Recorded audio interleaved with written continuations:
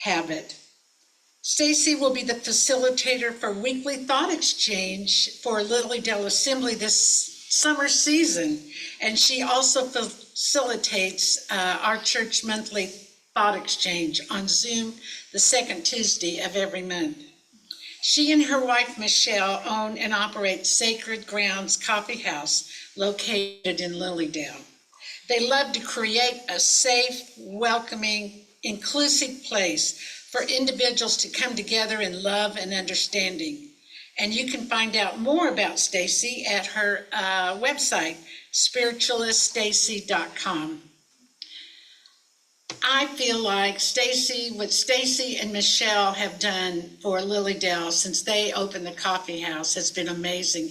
It is the heart of Lilydale. You can go there any time of the day when it's open and find someone to sit and talk to just about spiritualism and life itself. And what a blessing we are to have her. Stacy Shull. Good morning, everyone. Good morning. It's always a great day to share. I always say before I talk and just kind of ask everyone just to take in this moment, because this moment has never existed and will never exist again after this exact time and space, right? We might come together on Sundays regularly, some of us here in person or on Zoom, or we might miss a Sunday, or sadly, or happily, some of us might cross to the other side, and we might not ever be present in this space exactly the same again. So it's always interesting to take that in, because then it makes some of our biggest problems seem small in comparison to that. So today's talk was originally going to be something else, and of course, if anyone knows when they're writing or trying to get inspired, and especially spirit nudging you, they can take you on a complete different direction. So last night, amongst my stack of books, I had a wonderful time rewriting, or not even writing. If you just see, I have 2 pages of little quotes for today's talk that changed direction, because it's very easy this time of year to find inspiration. You just have to go outside, right? And nature's blooming and it's beautiful. And it's easy to find inspiration when you get together with your best friend or colleague and companion and find inspiration with moments of energetic exchange for them. It's easy to find inspiration in music because it's the ultimate law of vibration to get us feeling in a good place. And then there's the moments where it's kind of difficult to find inspiration, right? Some of us, if you live in New York like I do now, winter is really hard to find inspiration, unless you look at the snowflakes, all 176 inches of them under a microscope. But it's hard to find that inspiration. So I kind of thought, well, where can I find inspiration on days that I struggle to find inspiration, especially as a spiritualist trying to live the foundation of spiritualism, not just the religion aspect, not just the science aspect, and not just the philosophy aspect, but the actual movement. Because our pioneers, our people before us really worked hard to create this movement that we get to enjoy on a regular basis. You know, if it's you coming to a spiritualist church to enjoy it, if you live here by the luck of spirit and you surround yourself in it, or if you just come to visit it occasionally, there is a movement. So where do we find that inspiration? Well, if you know me even a little bit, you know that I like to surround myself in old books of our movement, and especially old photographs of our movement. So, you know, I remember the famous TikTok on Facebook that somebody put on, a shrine of mediums and psychics at Sacred Grounds. But we're really in a shrine right here in Assembly Hall. So today I'm going to talk to you about inspiration that can be found by these living spirits, not just photographs on a wall of some old people or younger people or young at heart people that chose to pave the way for us. So I'm going to share a little bit of, hopefully, inspiration and a little bit of history. So to start out, for any of you, and sorry, my Zoomers, you can Google search their images. If I could turn the camera to show you. I first want to start off with this handsome man over here in the left corner, this full bearded, beautiful man named James Peebles.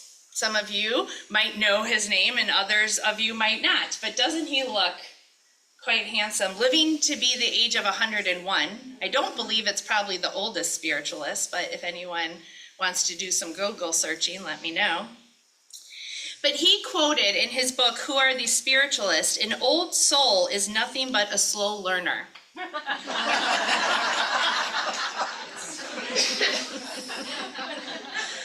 I thought, well, that's a good starting quote, right? Because I sometimes feel as spiritualists, we're always looking ahead to what might be in store for us when we cross over to that great unseen world. Or we love to look for excuses by looking behind in our past lives of why we are the way we are. But really, people sums it all up. You got to live this life. This is your life. Now, this moment. Are you living?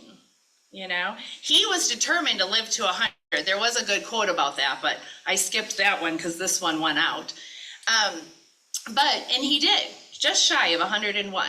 Right? And he did it because of daily meditation, his words and wisdom that he got from Spirit. And I thought, wow, that's really interesting. A good reminder that we should live now, not the great place that we go to beyond this moment when our physical body dies, and not past of whatever incarnation I may or may not have had, but right now. This incarnated spirit in a body, right? Are you a learner? I'm not going to say slow learner. I'm just going to ask, are you a learner? Then what was interesting as I kept going on, I looked at another person over on my left, and I'm sure most of you will say that you have known her, known of her, or spent time with her, and that would be Mavis Patilla.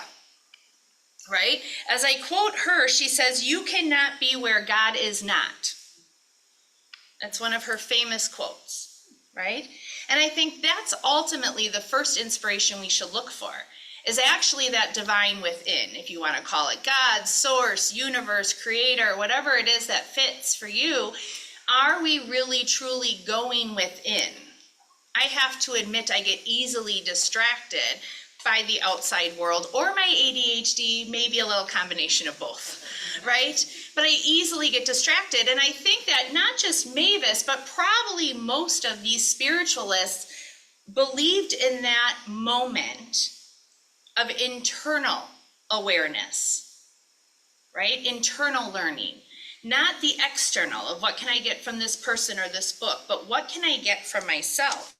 And right next to her, again, you all will probably know, or maybe not, the beautiful woman in pink with the white scarf, Janet Nohovac, said, "Your biggest journey is the one you make within."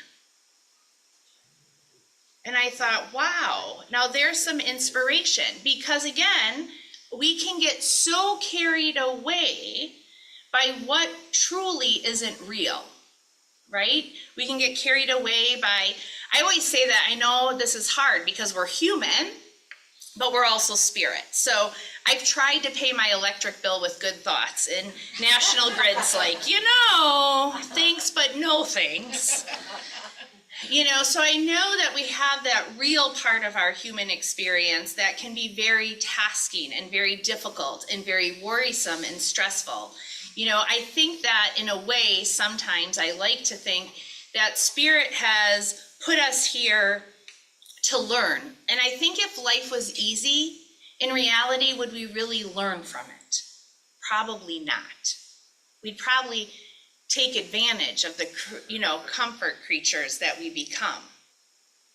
So I think that is really interesting, right? So then as spiritualists, we have to go within, we enter into the stage of communication that's mediumship, right? And it's really interesting because as we develop our understanding in mediumship and as we grow in our spiritualist understanding, we use the information from the great divine to mold or form our character. It's one of the definitions of what a spiritualist is, right? Someone who uses the information they receive from the unseen world to mold their character to be better for humanity. Okay, great. So now, over again on the left, I must have not even known this. I pick a lot of left-hand people today. I'll come to some of you soon. Over here, back on towards the back wall, maybe some of you knew, or at least you know of Thomas John Kelly, also known as Jack Kelly, right? The blindfold billet medium, which again, if you study some of the inspiration from our mediums of the past, they didn't do mediumship quite the way you see it today, right? There's different ways. So what was a billet reader or a ballot reader? He would hold a question written on a card in an envelope sealed and be able to hold it and give information. And in the Psychic Observer of 1955, there was a question asked to Jack Kelly. The sitter asked on the card, of course, he didn't know what it said, but the question in the envelope was, what does the future hold for me? Right? Jack Kelly holds it, stands up, and replies, quote, exactly what you make it. Spiritualism doesn't believe in future telling. It believes in creating the future of your own understanding in your own reality. So it gives you that personal responsibility to say, what do I not like about my life and how do I change it? The answer is not always going to be easy, but there's always an answer. Which leads me to the depths of spiritualism is knowledge, right? Is this craving of information, this craving of wanting to know more tomorrow than I know today. And if you're not craving that, please eat some Wheaties, information Wheaties, because you should be absolutely looking for all types of education and pushing your boundaries farther. So Moses Hall, which is over, am I on my left again? No, there's Maddie. They're not together. I don't know why. I think, oh yes, Moses is back there, Maddie's over there. However, they were a couple, they lived right here in Lilydale. If you walk down, I believe it's Library Street, and you see the Temple of Peace, and you think, how cute is that little cottage, and it just looks so peaceful with all of its beauty, is actually the Hall home, right? So Moses and Maddie Hall were extreme activists in education. Okay, and they became activists in education, one of their own accord in Ohio, but then moved here. He was the pastor of the First Spiritualist Church of Buffalo. He was the president of the New York State Association. Fun fact, we actually got together as states to discuss the movement of spiritualism. And he became the president of the Morris Pratt Institute.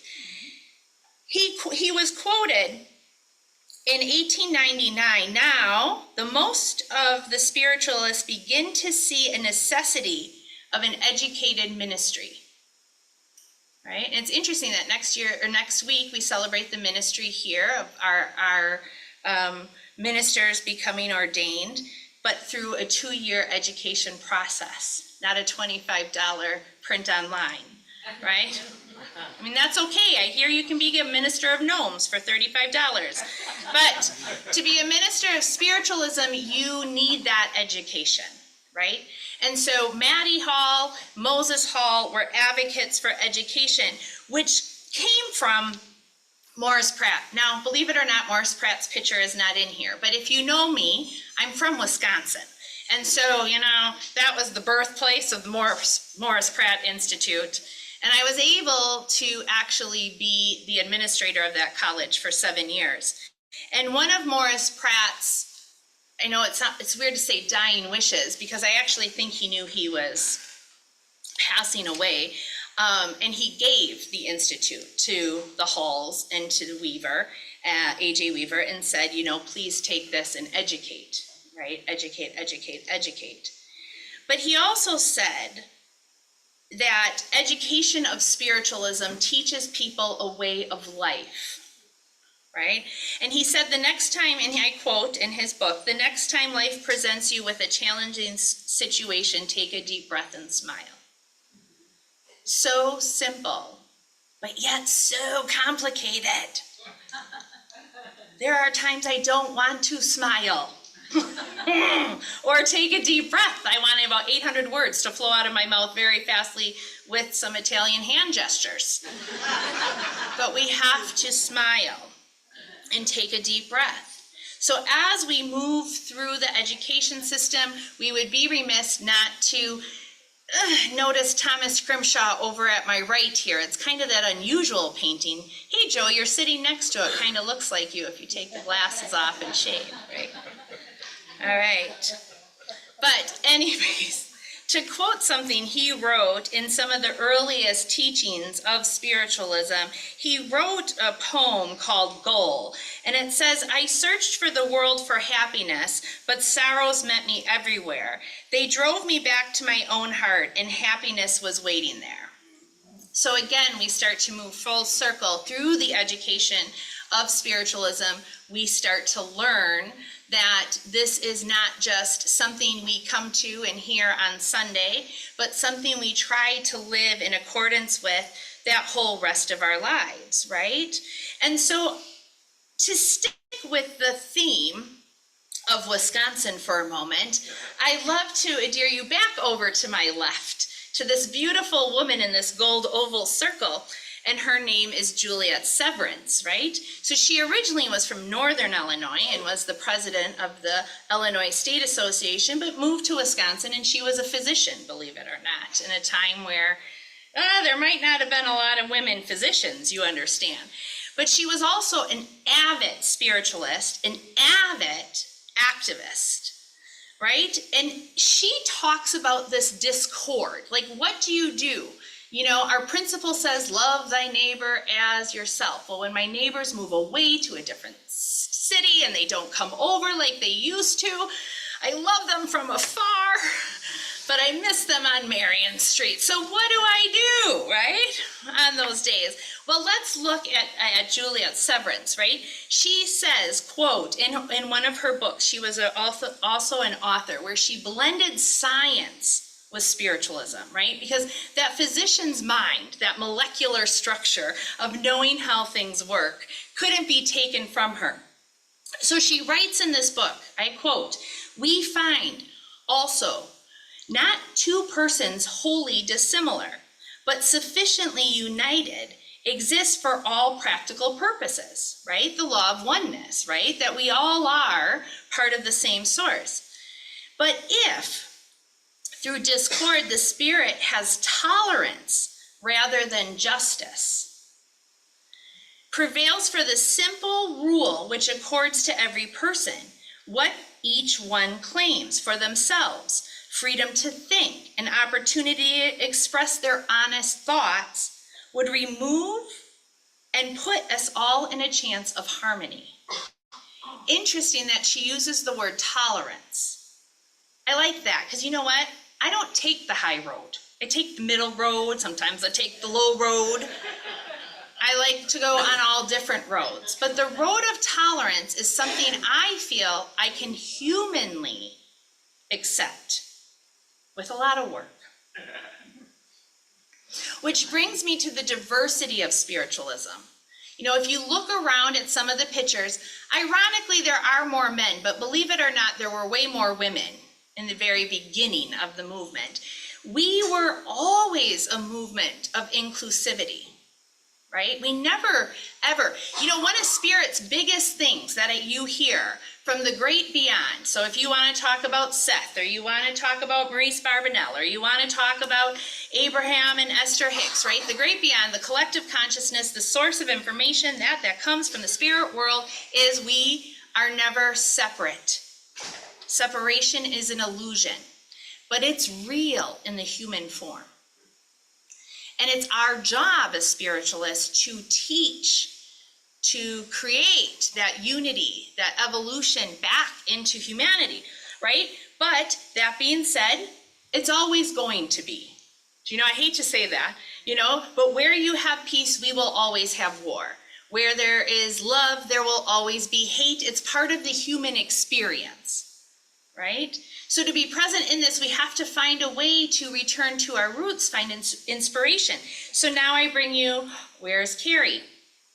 Oh no, I lost her. I'll find her again. There she is, over to my right. Carrie E.S. Twings, right? She's from Westfield, lived in Lilydale. She was also a poet. A lot of these women were beautiful poets, inspired by spirit. And I want to share a slight, about half of her poem. It's called The Black Sheep. And I thought this was really good for diversity and understanding. Now, granted, it was written in 1902, all right? And it's titled The Black Sheep. And I quote, "I notice the sheep are not all white. There are two black sheep with their white-wooled brothers. And as I glance from left to right, I wonder if the sheep knows black from white. But list, there comes from amongst the sheep a voice that counsels both law and sweet. And it says, we sheep can ne'er decide, for the blackest of sheep is white inside. So we go by this, judge not thy brother, and dwell in peace and love in each other." Ooh, the black sheep, right? Very interesting. You know, I thought of that poem of, we all know we have that part of God inside, but do we really recognize it?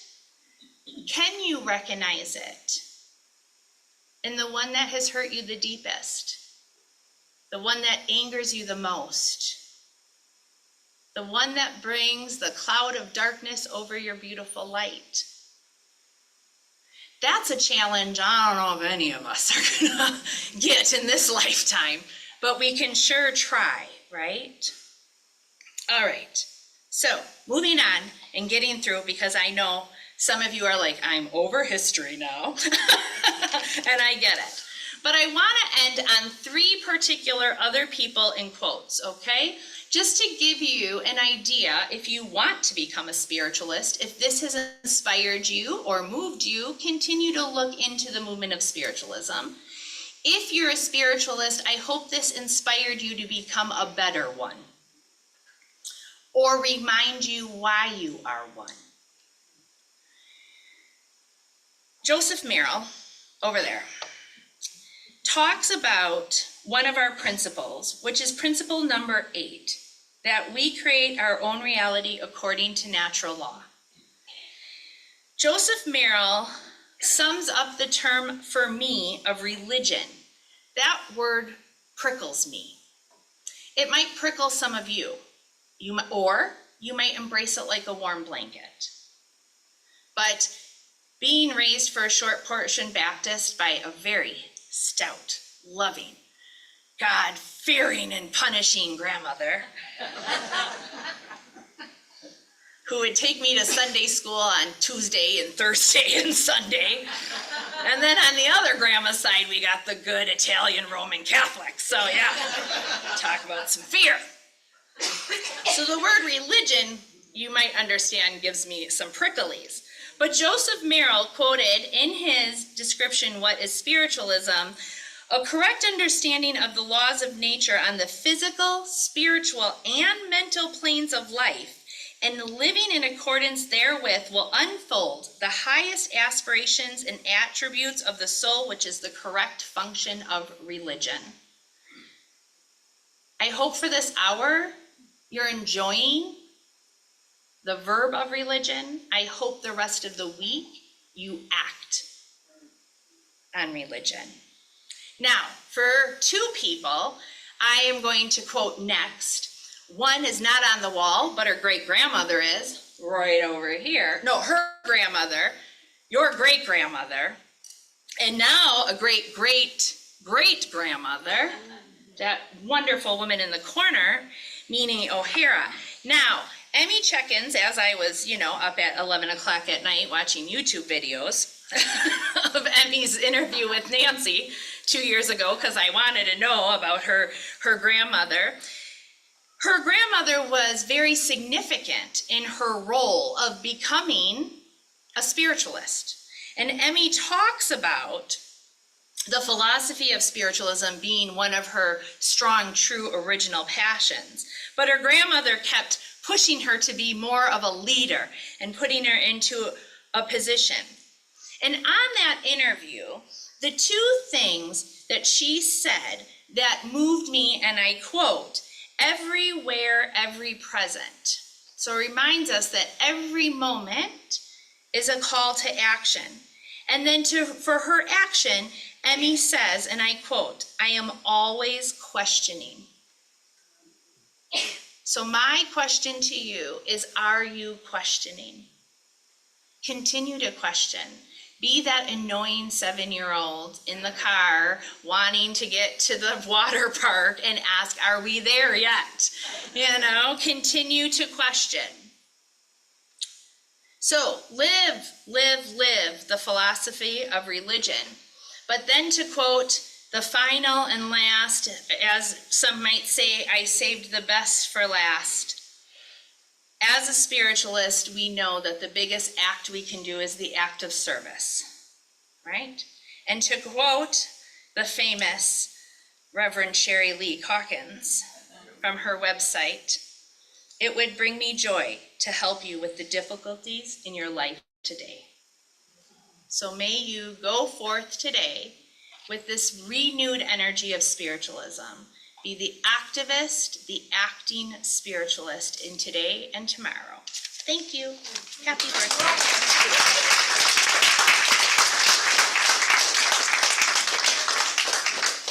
Thank you so much, Stacy. That was wonderful. It's our time for joy of sharing. So as the ushers come forward,